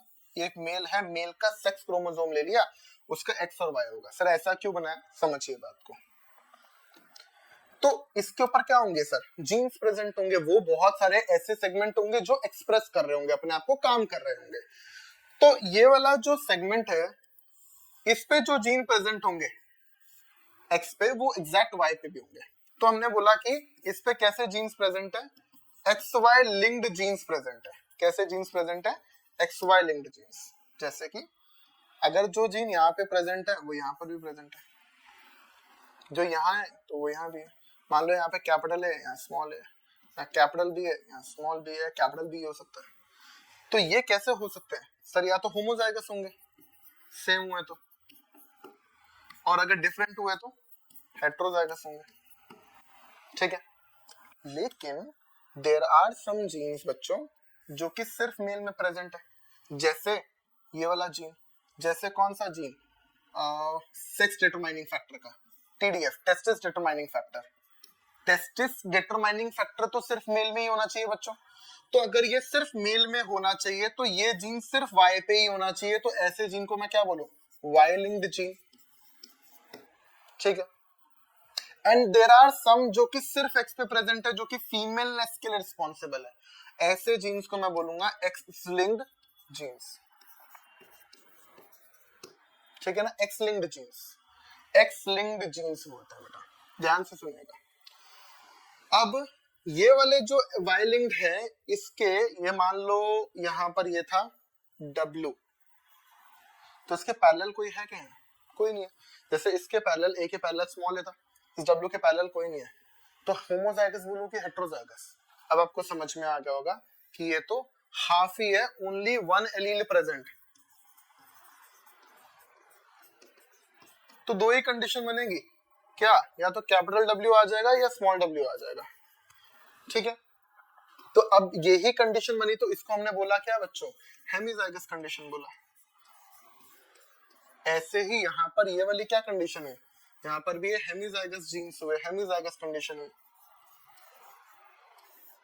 एग्जांपल लेता हूं मैं, आपकी बॉडी में ब्लड क्लॉटिंग होती है ना, ब्लड क्लॉटिंग में बहुत सारे फैक्टर्स आते हैं, ब्लड क्लॉटिंग फैक्टर्स बोलते हैं, 13 फैक्टर्स होते हैं। तो जो फैक्टर नंबर 8 होता है ना, फैक्टर नंबर 8 एक जीन बनाता है, वो जीन इस पे प्रेजेंट है।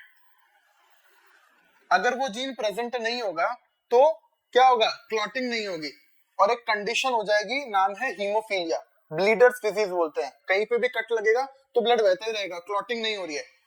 तो अगर वो एक्स लिंक्ड जीन्स है, वो कैसा जीन्स है, एक्स लिंक्ड, तो अगर हीमोफीलिया की बात करूं तो वो एक एक्स लिंक्ड जीन है, एक्स लिंक्ड डिसऑर्डर है। एक्स लिंक्ड डिसऑर्डर क्यों है, क्योंकि वो सिर्फ एक्स पे प्रेजेंट है। अगर यहां होता तो मैं एक्स वाई लिंक्ड बोलता, और यहां होता तो मैं वाई लिंक्ड बोलता। तो there are some genes present on X chromosome only, हमने एक्स लिंक्ड जीन्स बोला। बात समझ में आई। एग्जाम्पल हीमोफीलिया आपके सामने, दूसरा एग्जाम्पल कलर ब्लाइंडनेस भी है। दोनों एग्जाम्पल प्यारे बच्चों एनसीईआरटी लिखती है। कलर ब्लाइंडनेस कैसे होगा, आपकी आंखों में बहुत सारे कॉन्स है, कॉन्स को बनाने के लिए प्रोटीन चाहिए, उस प्रोटीन को बनाने के लिए जीन यहाँ पे प्रेजेंट है।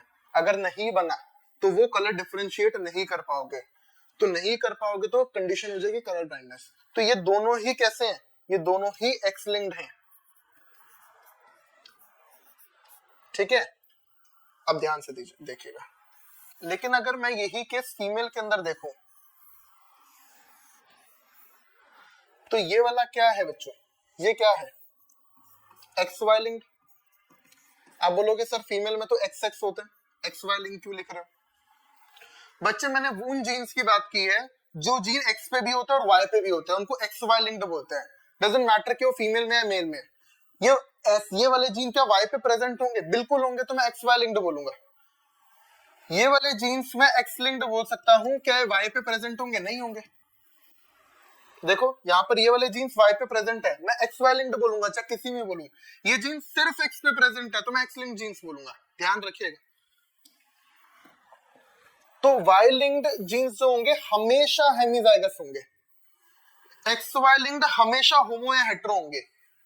लेकिन जो एक्स लिंक्ड है मेल में इनके सामने कोई नहीं है तो हेमिजाइगस होंगे, और फीमेल में इन दोनों के सामने दोनों है तो ये होमोजाइगस भी हो सकते हैं बच्चों, और हेटेरोजाइगस भी हो सकते हैं। तो आप याद रखिएगा, आपका जो क्लॉटिंग फैक्टर 8 बन रहा है जीन जो है, अगर आप मेल हैं तो आपके अंदर सिर्फ एक ही एलील प्रेजेंट है, और अगर आप फीमेल में तो आपके पास 2 एलील प्रेजेंट है। यानी कि अगर मेल होगा तो कलर ब्लाइंडनेस के लिए उसके पास 2 ही कंडीशन बनेंगी, क्या, एक्स पे प्रेजेंट है ना, एक्स कैपिटल सी वाई और एक्स स्मॉल सी वाई, मतलब एक्स के ऊपर जो जीन है या तो कैपिटल सी होगा या स्मॉल सी होगा। फीमेल के अंदर कंडीशन क्या बनेगी जानते हो, एक्स लिंक्ड की, यानी कि कलर ब्लाइंडनेस की।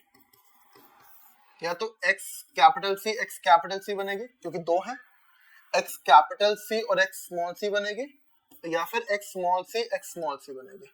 तो यहाँ पे 3 कंडीशंस बनती है, मेल में सिर्फ 2 ही बने क्योंकि एक्स पे प्रेजेंट है ना। तो ऐसे जीन्स को हम, ऐसे एलील्स को हम, ऐसे जीन्स को एक्स लिंक्ड जीन्स बोला जाता है। क्लियर? आई होप आपको समझ में आई होगी ये कहानी। चलो बच्चों बात करते हैं फिनोटाइप और जीनोटाइप की। तो सबसे पहले बात करते हैं फिनोटाइप की।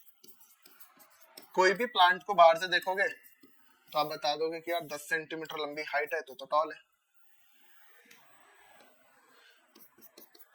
उसी को हम क्या बोलते हैं? फिनोटाइप बोलते हैं।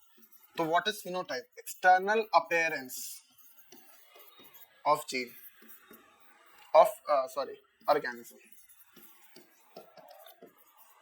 जैसे बाहर से देख रहे हो आप, प्लांट टॉल दिख रहा है उसका फिनोटाइप है, डॉट्स दिख रहा है उसका फिनोटाइप है, अगर येलो दिख रहा है उसका फिनोटाइप है, ग्रीन दिख रहा है सीड तो उसका फिनोटाइप है। जो कैरेक्टर आप बाहर से ऑब्जर्व कर पा रहे हो वो आपके फिनोटाइप कहलाएंगे, right? Phenotype example tall, dwarf, yellow, कैसा दिख रहा है उसका अपीयरेंस कैसा है वो फिनोटाइप कहलाएगा। अब मान लो अगर ये टॉल है तो कंडीशन 2 बनेंगी, कैपिटल टी भी हो सकता है, मैं यहाँ नहीं लिख रहा हूँ, कंफ्यूजन हो गया आपको। अगर ये टॉल होगा बेटा तो कैपिटल टी भी हो सकता है, कैपिटल टी स्मॉल टी। आप प्लांट को देख के तो बता दोगे टॉल है, आप प्लांट को देखकर ये नहीं बता पाओगे कि बच्चों की कैपिटल टी वाला है कि कैपिटल टी स्मॉल टी वाला है। तो अगर क्या जो जीनोटाइप होता है वो आप बाहर से तो नहीं देख के बता सकते हो कि इसका जीनोटाइप क्या होगा, लेकिन जेनेटिक कॉन्स्टिट्यूशन बोलते हैं उसको, जेनेटिक कॉन्स्टिट्यूशन या genetic makeup of an organism. यानी कि जैसे एग्जांपल कैपिटल टी स्मॉल, ये सब क्या है? ये सब उसका जेनेटिक मेकअप है, ये सब जीनोटाइप कहलाता है।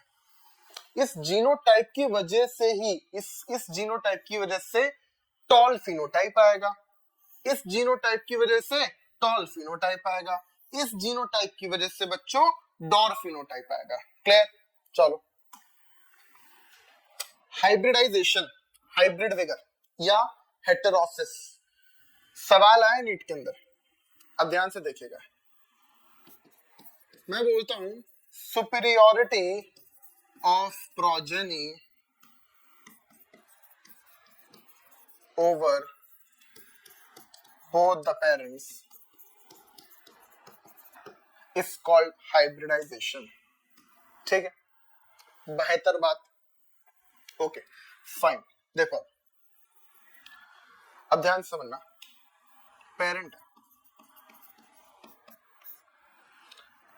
मेल ले लो, है ना, मेल ले लो, कैपिटल ए स्मॉल बी, ठीक है। यानी कि एक कैरेक्टर क्या है इसके पास? डोमिनेंट, ये वाला। दूसरा आप ले लो स्मॉल ए कैपिटल बी, इसके पास ये वाला कैरेक्टर क्या है? एक डोमिनेंट कैरेक्टर है। एक ये डोमिनेंट कैरेक्टर बढ़िया काम कर रहा है, इसमें दूसरा डोमिनेंट कैरेक्टर है, इसमें ये बढ़िया काम कर रहा है, ये नहीं कर रहा है, इसमें उल्टा हो रहा है कि ये नहीं कर रहा है, ये वाला कर रहा है। इनका क्रॉस करा है, पहली प्रोजेनी आई। जो फर्स्ट प्रोजेनी आई वो क्या होगी? इसमें से हमेशा कैपिटल है, इसमें से हमेशा स्मॉल है, इसमें से स्मॉल भी, उसमें से कैपिटल भी। तो इसमें ये भी डोमिनेंट हो गया और ये भी डोमिनेंट हो गया, यानी कि यहाँ पर 1 + 1 2 हो गए, 2 कैरेक्टर आ गए। यानी कि इसके अंदर एक कैरेक्टर, इसके अंदर एक कैरेक्टर, इसके अंदर 2 कैरेक्टर आ गए। तो ये वाला जो प्रोजेनी है बेटा, ये सुपीरियर प्रोजेनी है, तो जरूरी है कि आ जाएंगे, तो जरूरी तो नहीं है, बट अगर आ जाए उसी को हम हेटेरोसिस बोलेंगे। वो डिपेंड करता तुम पेरेंट कैसे लेते हो, किसी में कुछ बेहतर, किसी में कुछ बेहतर। अगर वैसे पेरेंट ले लोगे तो 100% आ जाएगा।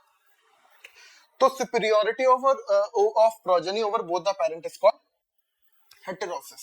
ऐसा एनसीईआरटी लिखती है स्टार्टिंग फर्स्ट पेज पर कि हमारे एंसेस्टर्स को भी पता था कि कैरेक्टर बेहतर आते हैं, इसलिए पंजाब के अंदर जो साहिवाल काऊ है, उस काऊ के अंदर वो एक मिल्चिंग ब्रीड है, वो बहुत अच्छा मिल्क प्रोड्यूस करती है। तो हम क्या करते थे? सुपीरियर पेरेंट लिया करते थे, सुपीरियर पेरेंट लेते थे और उनके बाद उनको इंटरब्रीड कराते थे, है ना, इनब्रीडिंग होती थी उनकी, और उसको क्रॉस कराने के बाद हमारे पास जो आते थे वो एक सुपीरियर क्वालिटी की काऊ आती थी। बात समझना है आप लोगों को, उसी को हम हेटेरोसिस बोलते हैं। अब बात करते हैं इनब्रीडिंग डिप्रेशन। इनब्रीडिंग के होने की वजह से डिप्रेशन आ जाना। अगर ध्यान से सुनना, काऊ है या बफेलो है, उनमें क्रॉस कराया, आपस में उनके बच्चे हुए, उनको बच्चों को आपस में क्रॉस करा दिया, फिर आगे क्रॉस कराते रहे, तो अगर हम ऐसे इंटरब्रीड आपस में कराते रहेंगे तो एक दिन, इनब्रीडिंग बोलते हैं इसको हम, आपस में किसी दूर से अनरिलेटेड से कराना उसको आउटब्रीडिंग बोलते हैं, आपस में कराना उसको इनब्रीडिंग बोलते हैं बच्चों। तो एक दिन क्या होगा, डिप्रेशन आ जाएगा, that is called inbreeding depression. कैसे? एंड ये ऐसे इसलिए होगा, it is due to homozygosity.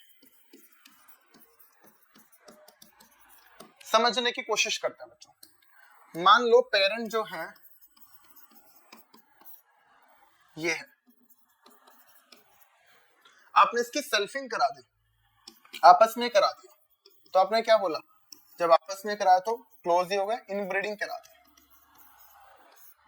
अब हुआ क्या, मान लो इसमें से स्मॉल ए आ जाए, इसमें से भी स्मॉल ए आ जाए, इसमें से स्मॉल भी आ जाए, इसमें से भी स्मॉल भी आ जाए, तो जब अगर ये चारों स्मॉल आ गए, इसके अंदर दोनों बेहतर कैरेक्टर थे, ये भी बेहतर और ये भी बेहतर, इसमें भी ये भी बेहतर, ये भी बेहतर, इसमें भी दो कैरेक्टर कॉमन थे, सेम ही है, इसमें भी दो कैरेक्टर थे, इसमें है 0, तो वो जो कैरेक्टर थे वो लॉस्ट हो गए। तो आप बोलोगे जरूरी थोड़ी है सर, मैं कहता हूं बिल्कुल जरूरी नहीं है। जब आप क्रॉस बनाओगे ना, डायब्रेट का क्रॉस बनाओगे, तो उसमें क्या होगा, 16 ऐसे होंगे और लास्ट का एक ऐसा बनेगा, लास्ट का एक ऐसा बनेगा, यानी कि 16 में से एक की प्रोबेबिलिटी है कि ऐसा आ जाए, और ये क्या है, होमोजाइगस। ऐसे होमो, तो बेटा जी इनब्रीडिंग डिप्रेशन मैं लिख देता हूं एक बाई चांस प्रोसेस है, जिसकी वजह से ये होमोजाइगोसिटी कॉज हो सकती है, जिसकी वजह से इनब्रीडिंग डिप्रेशन आ सकता है। ध्यान दीजिएगा, अगर एक कैरेक्टर अगर आपस में एक जनरेशन में कराते रहोगे तो बाहर से डिफरेंट कैरेक्टर्स नहीं आ पाएंगे, डिफरेंट एलील्स नहीं आ पाएंगे। तो जब बदलते एनवायरनमेंट के साथ लोगों ने अपने आप को बदला, उनके एलील्स बदल गए होंगे, उनके अंदर बेहतर चेंजेस आए होंगे, तो वो जब क्रॉस करेंगे आपस में तो और बेहतर चीजें आनी स्टार्ट होंगी।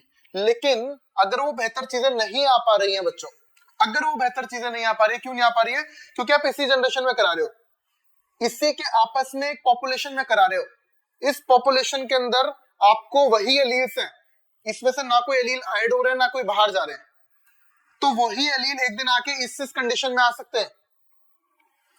लेकिन अगर आप बाहर से कोई अनरिलेटेड लेकर आओगे तो उसके अंदर नए नए एलील्स होंगे, बाहर की जनरेशन उसमें देखोगे तो एकदम नए एलील्स मिलेंगे, तब और चेंजेस आएंगे, डिफरेंट डिफरेंट कंडीशन बनेगी, हेटेरोजाइगोसिटी होगी, नए नए कैरेक्टर्स, नए नए एलील्स ऐड होंगे, और नए एलील्स जब ऐड होंगे, होमोजाइगोसिटी खत्म होगी, तो बच्चों कैरेक्टर और आने लगेंगे, डोमिनेंट कैरेक्टर्स आने लगेंगे।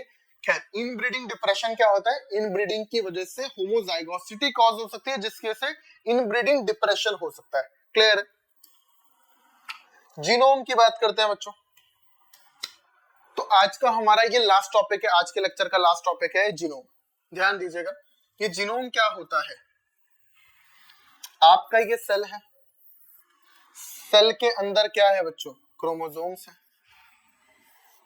ये पहला क्रोमोसोम, दूसरा क्रोमोसोम, करते करते करते करते ये 23rd क्रोमोसोम, ठीक है।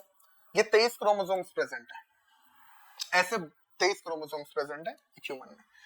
तो इसका जो हैप्लॉइड सेट है बेटा, इसका जो हैप्लॉइड सेट है, यानी कि जो ये होंगे उसके सामने उतने भी होंगे, तो इसका जो हैप्लॉइड सेट है, यानी कि मैं बोल रहा हूं ये खाली एक एक ही ले रहे हो आप सबका, 1 2 करते करते करते करते 23, एक जो हैप्लॉइड सेट ले रहे हो, इसी को पूरा हम जीनोम बोलते हैं। तो हमने जीनोम को क्या बोला, haploid set of chromosome haploid set of chromosomes मतलब आपके अंदर जितना भी देखो ये जैसा है एग्जैक्ट ये भी वैसा ही, ये जैसा हो वैसा ये भी होगा, तो जीन्स तो हमारे सारे कवर हो जाएंगे। हो सकता है कि यहाँ पर कैपिटल ए जीन हो, यहाँ पे स्मॉल ए, हमने पूरा जीनोम ले लिया तो ये वाला कैपिटल ए तो आ गया, स्मॉल ए नहीं आया, तो वहां पर डिफरेंट एलील्स नहीं आएंगे जीनोम में, लेकिन जीन तो सारा आ जाएगा, क्योंकि जीन तो ये आया ना पूरा, इस पे भी जो जीन्स है वो इस पे प्रेजेंट होंगे। दूसरी फॉर्म हो सकता है ना आए हमारे पास, तो हमारे पास हैप्लॉइड सेट, जीन जीनोम का मतलब ये होता है कि हैप्लॉइड सेट में जितने भी जीन्स हैं आपकी बॉडी में सारे जीन्स, जब हम जीन लेवल पे स्टडी करते हैं तो जीनोम की बातें करते हैं। बात समझ में? तो ओके आज के लिए इतना ही करते हैं, है ना। Thank you so much for listening. अगर आज तक का लेक्चर आपको समझ में आया होगा तो आप लाइक करिए, सब्सक्राइब करिए, शेयर करिए इस वीडियो को, और ट्रस्ट मी आगे आने वाली वीडियोस और ज्यादा इंटरेस्टिंग होंगी। प्लस ये जो जितनी आगे जो वीडियोस आएंगी, आगे की वीडियोस में हम सारे प्रोसेस को जानते हुए चलेंगे। आज की वीडियो में हमने कुछ ऐसी चीजें जानी है जो आगे काम आनी है बेटा। आज का लेक्चर अगले लेक्चर्स के लिए बड़ा इंपॉर्टेंट है। बात समझ में आई? चलिए, थैंक यू सो मच।